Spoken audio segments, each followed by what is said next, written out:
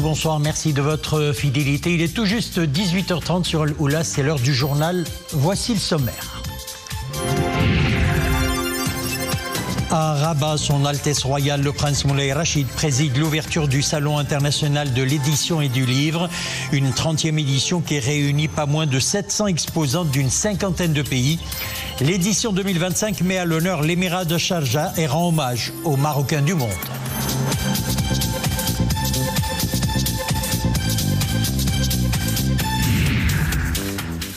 L'adhésion de la communauté internationale à la première cause nationale se renforce de jour en jour. L'Espagne vient de réaffirmer que l'initiative d'autonomie est la base la plus sérieuse, réaliste et crédible pour la résolution du différend régional autour du Sahara marocain. Position exprimée par le chef de la diplomatie espagnole à l'issue de ses entretiens à Madrid avec Nassar Bourita. Et puis nous irons sur les pas de randonneurs passionnés de photographie. Ensemble, ils signent une exposition en hommage à la beauté des sites du sud marocain et à la grandeur de sa population.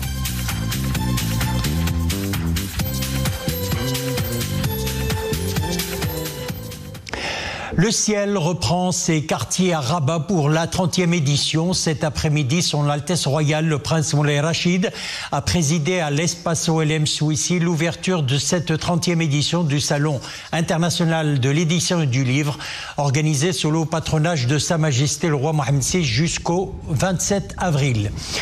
À son arrivée au Salon international de l'édition et du livre, son Altesse Royale a passé en revue une section des forces auxiliaires qui rendait les honneurs avant d'être saluée par le ministre de la Jeunesse, de la Culture et de la Communication, par son Altesse Cheikha Boudour bint Sultan Al-Qasmi, présidente de l'autorité du livre de l'émirat de Sharjah, invité d'honneur du salon, et Ahmed Ben Raqad Al-Amri, président exécutif de l'autorité du livre de l'émirat de Sharjah. Son Altesse Royale a été saluée également par plusieurs autres personnalités. Son Altesse Royale, le Prince Moulay Rachid, a visité plusieurs stands du salon, dont celui de l'émirat de Sharjah, invité d'honneur, nous le disions, de cette 30e édition du Ciel, qui célèbre les liens historiques et culturels qui unissent le Royaume du Maroc à l'État des Émirats Arabes Unis et ambitionne de présenter les nouveaux développements de la scène culturelle émirati. Son Altesse Royale a également visité les stands de la Palestine, du ministère de la Jeunesse, de la Culture et de la Communication, de l'Institut français du Maroc, de Dar Aman et de l'univers des Schtroumpfs. Le Ciel réunit 756 exposants représentant 51 pays. Il offre une vaste sélection de plus de 100 000 titres couvrant tous les champs de la connaissance. Divers genres littéraires sont exposés au salon qui, cette année, met à l'honneur l'émirat de Sharjah et célèbre les Marocains du monde qui contribuent au rayonnement de l'identité marocaine plurielle au-delà des frontières.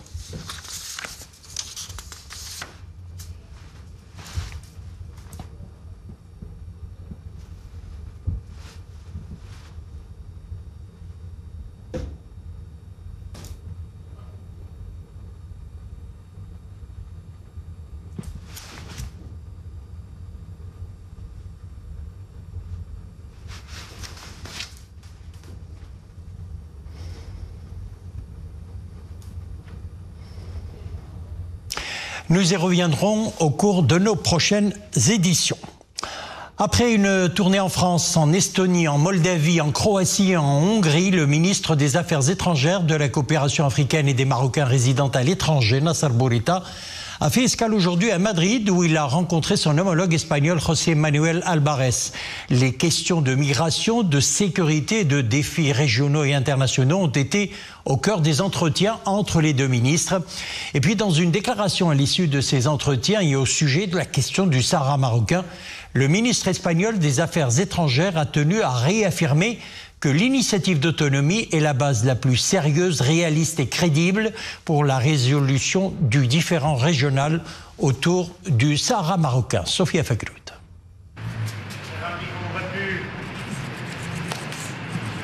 Dans la chaleur et l'énergie de cette accolade, l'expression d'une relation diplomatique des plus énergiques. Cette dynamique s'inscrit dans la nouvelle ère des relations entre les deux pays, impulsée par la rencontre entre Sa Majesté le roi Mohammed VI et le président du gouvernement espagnol Pedro Sánchez en avril 2022. Aujourd'hui, la quasi-totalité des dispositions de la déclaration conjointe ont été mises en œuvre. Nassar Bourita n'a pas manqué de rappeler qu'en une année, une dizaine de visites ministérielles ont été effectuées. La coopération sécuritaire entre le Maroc et l'Espagne a permis de démanteler plus de 210 réseaux d'immigration illégale. Les opérations communes de lutte contre le terrorisme n'ont jamais été aussi intenses. Sur le plan économique, pour la 12e année consécutive, l'Espagne est le premier partenaire économique du Maroc. Et le Maroc est le premier partenaire de l'Espagne en dehors de l'Union européenne et des États-Unis. Otro de los puntos tratados es el excelente estado de las relaciones. Un autre point abordé aujourd'hui est l'excellence des relations économiques et commerciales. L'Espagne est le principal partenaire commercial du Maroc, à la fois en tant que fournisseur et en tant que client.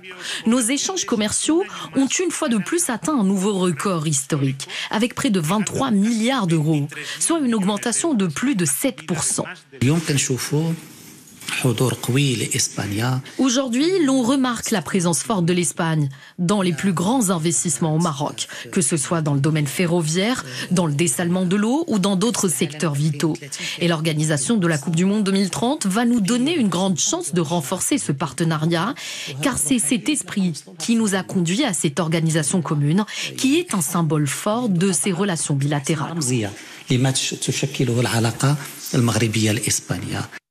S'agissant de la question de l'intégrité territoriale, Madrid réaffirme que l'initiative d'autonomie est la base la plus sérieuse, réaliste et crédible pour la résolution du différend régional autour du Sahara marocain. L'Espagne reconnaît l'importance de la question du Sahara pour le Maroc, ainsi que les efforts sérieux et crédibles du Royaume dans le cadre des Nations Unies pour trouver une solution mutuellement acceptable. À ce titre, l'Espagne considère l'initiative marocaine d'autonomie présentée par le Maroc en 2007 comme la base la plus sérieuse, réaliste et crédible pour la résolution de ce différend. La position espagnole fait partie d'une dynamique globale. C'est une position importante, mais pas isolée. C'est une position qui va dans le sens du consensus international. L'Espagne fait écho à 22 pays européens, à des membres du Conseil de sécurité et à des acteurs mondiaux importants. Tous vont dans le sens de la proposition marocaine d'autonomie.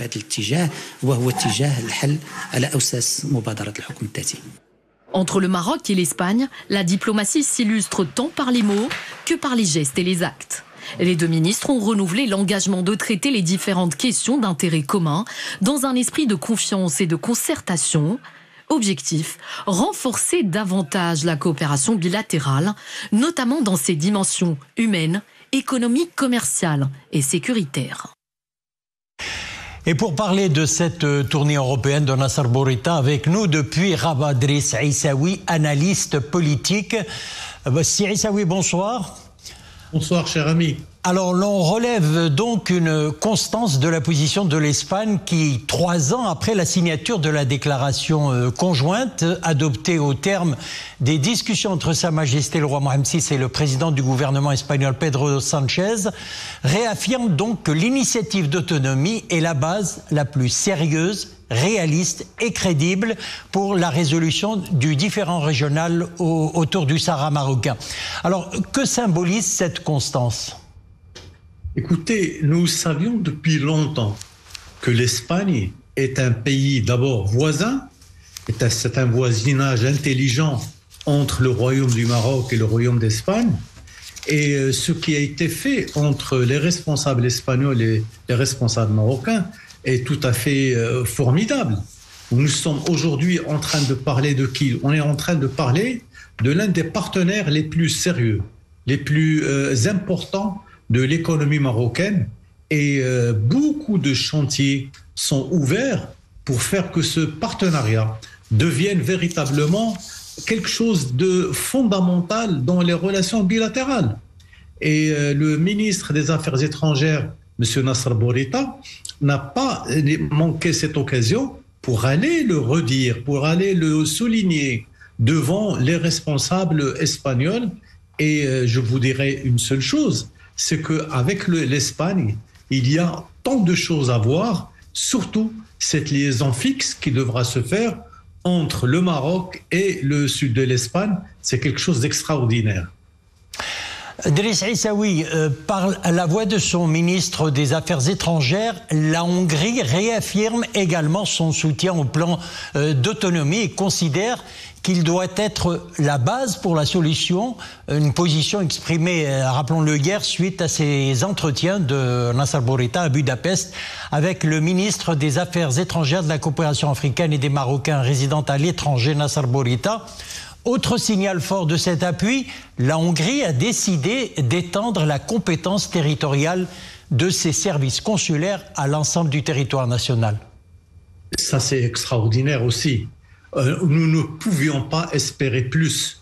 Parce qu'en fait, la Hongrie, aujourd'hui, un pays important du pays de l'espace méditerranéen, de l'espace européen, aujourd'hui, elle arrive à s'inscrire dans la dynamique que le Maroc est en train de faire.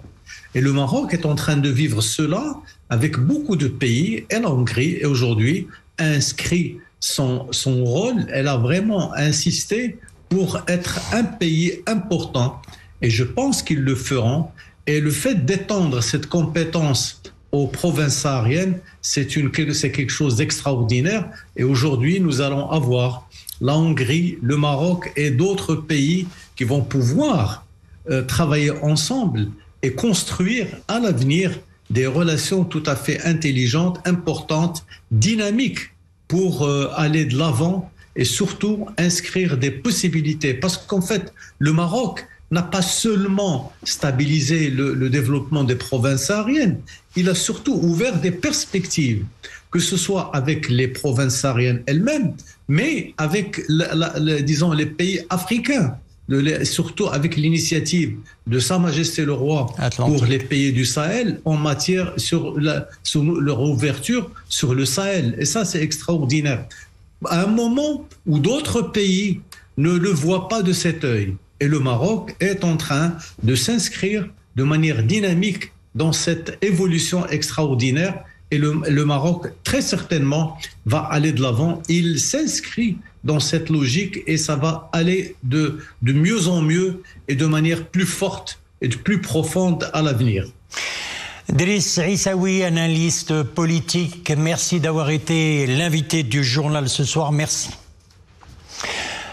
L'évaluation de l'état d'avancement des travaux de construction et de réhabilitation des stades devant accueillir les matchs de la Coupe d'Afrique des Nations prévus en décembre 2025 au cœur d'une réunion tenue aujourd'hui au siège du ministère de l'Intérieur. Ont pris part à cette importante rencontre le ministre de l'Intérieur, le ministre délégué chargé du budget, président de la Fédération royale marocaine de football, des walis et des présidents des conseils des régions concernées par l'organisation de ce grand événement sportif. Écoutons le ministre délégué chargé du budget, président de la Fédération royale marocaine de football, Fouzi Rja. L'objectif de cette réunion est de faire le point sur l'état d'avancement des préparatifs de la CAN 2025, qui constitue la première étape d'une série de grandes manifestations que notre pays s'apprête à organiser, en particulier les échéances sportives qui seront couronnées par l'organisation de la Coupe du Monde 2030. Comme le voulait Sa Majesté le Roi, l'organisation de ces manifestations planétaires devra contribuer au développement des différentes régions, non seulement celles qui vont abriter ces événements. Il s'agit en l'occurrence d'insuffler une nouvelle dynamique à l'économie nationale. La jeunesse du pays devra en bénéficier. Lors de cette réunion, nous nous sommes également penchés sur les différents préparatifs qui avancent selon le calendrier fixé. Jaitex Africa referme ses portes avec panache. Cette troisième édition réunit le gratin de la tech africaine à Marrakech. Jaitex Africa a été marqué cette année par une organisation, une hospitalité exemplaire aux milliers de visiteurs et des quelques 15 000 exposants venus de 30 pays. Admjid Hallaoui, Maria Aouad. Ils étaient 15 000 exposants et 800 start-up venus de 130 pays à dévoiler toute la richesse de leur invention dans cet écosystème numérique où l'innovation se conjugue sous toutes ses formes. Plus qu'un simple forum, le GITEX Africa 2025 et ses 230 startups marocaines s'inscrit dans la vision de la stratégie nationale Maroc Digital 2030, dont l'un des objectifs majeurs est d'accélérer la digitalisation tout en renforçant les synergies numériques africaines et internationales. Il y a eu beaucoup de visiteurs et c'est depuis le premier jour, bien plus que l'année dernière. D'ailleurs, nous avons atteint un record d'entrée, jusque-là jamais égalé. Le secteur de la banque, des finances et des fintech a rencontré un succès incroyable, tout comme l'espace réservé à l'éducation, au sport et à l'énergie verte. Ce sont là des domaines très prometteurs en Afrique et dont le Maroc est le digne pionnier. Digital Virgo participe en force cette année au GITEX pour la 3e année consécutive. Une participation en force qui s'inscrit vraiment dans une stratégie de renforcement et de développement de notre hub marocain pour l'Afrique, parce que c'est à partir du Maroc que l'on a construit et qu'on a piloté une grande partie de notre croissance en Afrique. Digital Virgo Africa est né, on va dire, du développement du Maroc, où on a lancé les premières filiales en 2010 et je pense que Mouni a développé tout notre savoir-faire dans la région. Et les jeunes entreprises marocaines ont brillé au GITEX en redoublant d'ingéniosité et de créativité, avec un objectif commun, démocratiser les technologies numériques afin d'internationaliser leurs concepts et leurs plateformes et les exporter à l'échelle internationale. Et parmi les projets les plus prometteurs, Wanote, une jeune start-up spécialisée dans les œuvres sportives et culturelles, mais aussi Deepleaf, une plateforme dédiée à l'agriculture, servant à détecter les maladies des cultures, et ce grâce à l'intelligence artificielle. Pour nous, c'est un moment très important. Vous savez, la Suisse est le leader mondial en innovation, l'a été pendant un bon bout de temps. Et donc, on est ici pour montrer ce que sait faire, peut faire la Suisse et surtout pour voir comment nous pouvons travailler avec le secteur marocain, mais aussi avec les Africains. Donc, pour nous, c'est vraiment une opportunité incroyable de nous ouvrir sur des coopérations futures avec l'Afrique, le continent et bien sûr le Maroc. Véritable vitrine des talents marocains et africains, le GITEX Africa Morocco s'impose d'ores et déjà comme un levier de développement pour les jeunes entreprises, en leur ouvrant de nombreux horizons, notamment sur la scène internationale, où ils feront briller le Maroc comme un incubateur de talents. L'actualité internationale reste dominée par la situation catastrophique à Gaza. Israël poursuit ses bombardements intenses sur l'enclave palestinienne. De nouvelles frappes israéliennes ont coûté la vie à au moins 40 Palestiniens, la plupart des déplacés ayant trouvé refuge dans des camps de fortune, selon les secours. L'armée israélienne a élargi ses opérations terrestres dans la bande de Gaza, assiégée depuis qu'elle y a repris son offensive le 18 mars.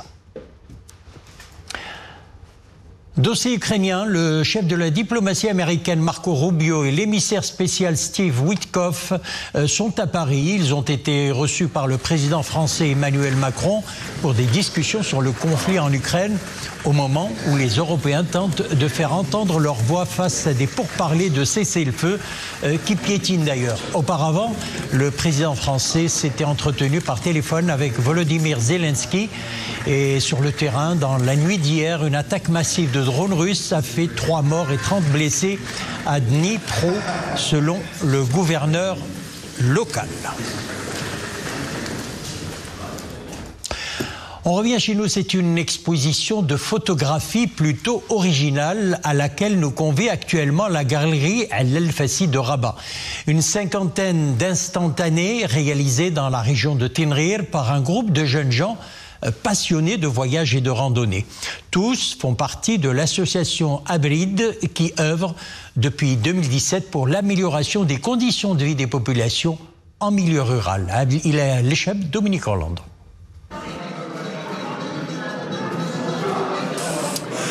Il y a plusieurs façons d'aborder cette exposition de photographie. La plus simple et la plus naturelle consiste à se laisser emporter par les images successives de ce voyage itinérant réalisés à travers l'une des régions sud du royaume. Des instantanés qui permettent d'identifier l'endroit et ses caractéristiques, qu'elles soient d'ordre climatique ou architectural. Aujourd'hui, on a exposé 45 photos de nos randonneurs qui randonnent avec nous depuis 7 ans, depuis l'existence de l'association. Poussés dans leur retranchement par une passion commune pour le trekking et la découverte de lieux visités en temps réel, ces jeunes gens ont pu également développer une vraie corrélation avec les populations de ces villages qui sont très souvent enclavés. La première édition de cette exposition, elle a pour but de financer nos projets associatifs et éducatifs dans la vallée de Tinrer, dans Aqlat Megouna. En fait, Abrid a pour but de rénover et améliorer les conditions de vie dans les écoles et les établissements scolaires, dans le monde rural, et apporter des formations culturelles, scientifiques, éducatives dans ces écoles-là et dans les pensionnats dans la province de Tinrer. En ce sens, il est très intéressant d'aller leur rendre visite et peut-être même de se positionner en tant qu'acquéreur de ces photographies. L'ensemble des bénéfices de cette exposition iront en effet à qui de droit, ce qui représente pour ces jeunes gens une façon émouvante de remercier la population croisée pour son immense hospitalité. Une exposition de photographie à découvrir et je rappelle que c'est à la galerie Al-Fassi de Rabat. C'est la fin de notre édition. Merci de l'avoir suivi. À demain vendredi, 18h30.